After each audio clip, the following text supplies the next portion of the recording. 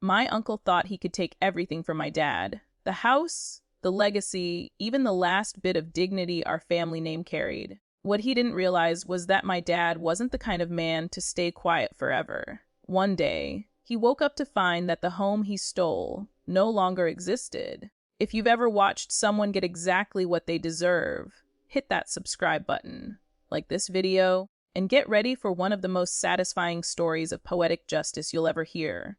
Because this revenge, it wasn't loud.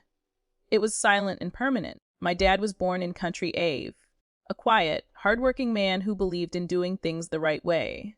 In his late 20s, he moved to Country B, built a life from scratch, and never asked anyone for help. He wasn't rich, but he had dignity. And to him, that was everything. My grandfather, on the other hand, stayed behind in Country A. He was a proud man, too, traditional, fair, and deeply attached to the old family home. The plan was simple. One day, when he was gone, that house would belong to my dad. Not because he was the favorite, but because he was the only one responsible enough to care for it. But life, as it does, took a cruel turn. When my grandfather got older, his health began to fail. And that's when my uncle, the golden son, the one who could do no wrong, stepped in. My uncle wasn't there to help, not really. His marriage had just fallen apart after his wife kicked him out for cheating with his mistress. So, out of kindness, he moved into my grandfather's house, along with that same mistress, to take care of him. My dad didn't like it one bit. He knew what kind of man his brother was, selfish, manipulative, and always scheming to get more than his share.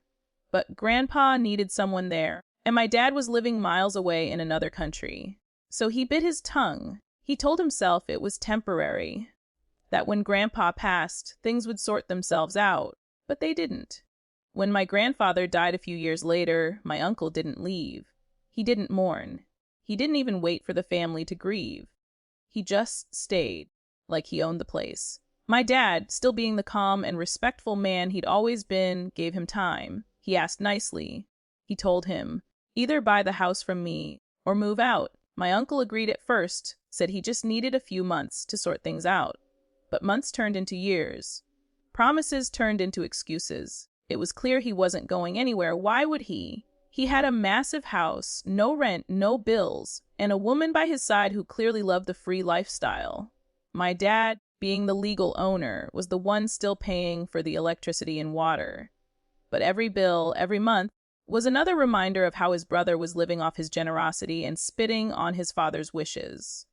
Finally, my dad snapped. He tried going through legal channels first, filing eviction notices, talking to lawyers. But anyone who's been through property disputes knows how slow and painful that process can be.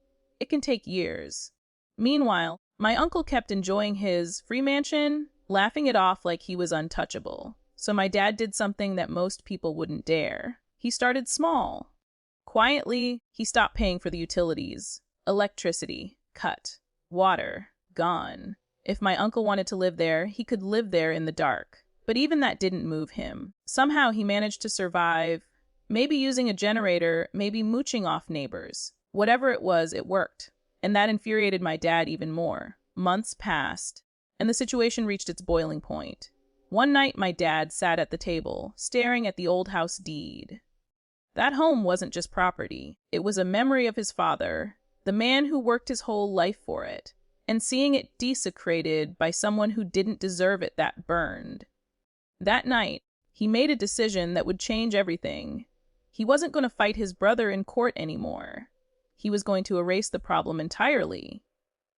Over the next few weeks, my dad quietly made arrangements. He knew people in the construction business, people who could make things happen fast, no questions asked. He had them scout the property, watching for when the house was empty. He didn't tell anyone what he was planning, not even me. Then, one morning it happened, while my uncle and his mistress were out, probably on one of their self-indulgent business lunches. The demolition crew arrived. In just a few hours, decades of history were reduced to rubble. Brick by brick, wall by wall, everything came crashing down. My grandfather's once proud home was gone, but so was my uncle's free ride. When my uncle returned and saw the wreckage, the story goes that he just stood there, speechless. For the first time in his life, the man who always had something to say, always an excuse, always a justification, had no words. His precious home was nothing but dust. And my dad, he didn't gloat. He didn't show up to brag. He just quietly said, "Now, there's nothing left to fight over." That single sentence carried the weight of years of patience, betrayal, and revenge. It wasn't about cruelty. It was about closure. Because here's the thing, my uncle wasn't homeless. He wasn't poor. He owned a business. He had money. In fact, when my grandfather's will was read, he'd gotten more than my dad did. A house, investments, support. But he lost it all through his own stupidity, gambling, bad deals, selfish choices. My dad, on the other hand, had built his own life. He didn't need that house financially. But emotionally, it was the last thread connecting him to his father, and his brother had turned it into a nest of lies and entitlement. So, in a way, demolishing it wasn't destruction. It was liberation. The neighbors were stunned. Some called it extreme, but others whispered what everyone really thought. He had it coming.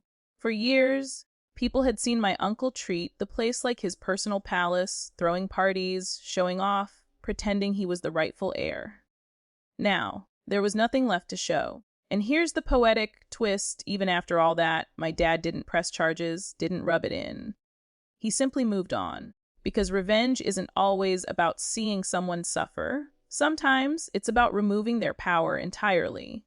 When I asked him years later if he regretted it, he smiled faintly and said, "You can't steal from someone who refuses to fight you anymore." That line stuck with me. It taught me that sometimes the sweetest revenge isn't a fight. It's walking away and watching their world collapse under the weight of their own greed. So if you've ever been underestimated, used, or disrespected, remember this story. Because justice doesn't always roar. Sometimes it's silent. Sometimes it's the sound of walls falling, of lies crumbling, of an empire built on entitlement turning into dust. And my uncle, he moved into a small apartment not long after. Word is, his mistress left him too. Because the only thing she loved more than him was the free luxury he could no longer provide. Funny how that works, isn't it? If you've ever seen karma play out this perfectly, hit that like button. Drop a comment with your favorite moment of poetic justice. And don't forget to subscribe, because here, every story proves that sometimes revenge isn't just sweet, it's beautiful.